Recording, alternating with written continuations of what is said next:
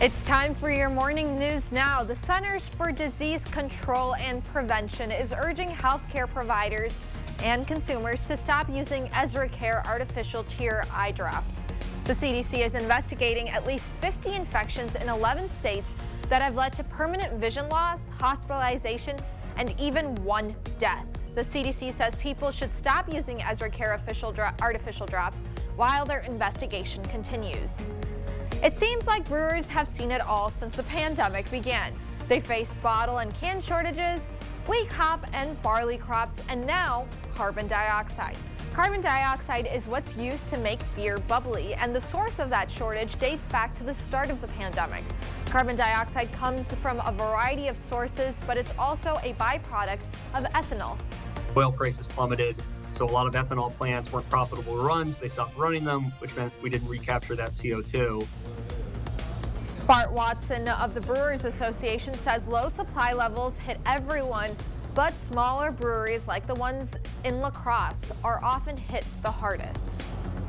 It can be hard to get out and get moving, especially in the bitter cold and winter time, but UWL students are hoping to help elder community members stay active. Starting next week, you can walk with an eagle. AARP is collaborating with a class for a once-a-week stroll with people on campus. Those who sign up will be paired with a student. An assistant professor says this will help benefit everyone. We know that walking is great for our physical, mental, cognitive, but we also know that we can also increase our social connections. So connect to the campus community, connect to our students, and also gives our students an opportunity to kind of apply what they learn in the classroom. The first walk happens on February 7th in the Student Union. Walks will happen indoors until the weather gets warmer. We have a link to register on our website, news8000.com.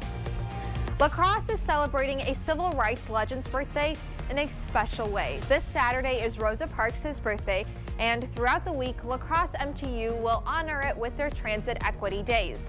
Community members can ride buses for free through Saturday, and local politicians will ride along to raise awareness about the civil right to transportation. A member of the La Crosse Area Transit Advocates Group says having access to public transportation is just as important as the right to water and shelter. What kind of a community would we be if we say, sorry, if you can't get to the doctor, that's too bad, and leave it at that? I really do think that a community has an obligation to ensure that its citizens can get to places they need to go. On Tuesday, County Board Representative Ralph Geary had a seat on one of MTU's many buses. He says he looks forward to Transit Equity Days every year to help spotlight an important asset to the community. SMRT buses are free all day today.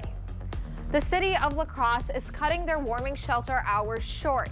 The last day of the shelter at the Southside Neighborhood Center is today instead of Thursday, February 2nd. If you or someone you know needs help finding shelter, call 211 or the Reach Center.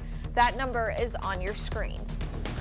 And as you head out the door this morning, keep in mind, even though there's no wind chill advisories in place, it's still a little cool and chilly out there as temperatures are in the single digits through at least 9 o'clock this morning. Now by 11, we warm up into the teens and we'll be in the 20s as we head into the afternoon with south-southwest winds pretty light around 5 to 10. 8-day forecast showing us that we'll keep our temperatures in the 20s for our highs through tomorrow, and then another but brief cool down is on the way for Friday. Right after that, though, we're going to warm up into the 30s this weekend and into next week. All right, so two things. I see that 38. That looks fantastic. Yeah. It's a heat wave for that time of year. Oh, yeah, Midwestern heat wave. Right. The other thing, Groundhog Day. Yeah. On Thursday, what's your prediction? I feel like that should be a requirement for meteorologists to make a prediction we have about to make Groundhog a prediction? Day. Okay. Yes, that's also Sure. part of Derek's forecast. Let us know. Call News 8 and let us know if Derek should be letting everyone know whether we're going to get more winter. What's your guess right now, though? I'm going to say he's not going to see his shadow. Okay, so if he doesn't see his shadow, we get 6 more weeks of winter? You know, honestly, I can't even remember. I don't even know why I guess. I don't really pay attention to that. Oh, darn. All right. Well, yeah. Thank you for watching News 8 Now. Don't forget to keep up with us on the News of the Day app on news8000.com And we'll have the latest updates on today's top stories on News 8 Now at noon. Have a great day. Please enjoy this video of City Cam.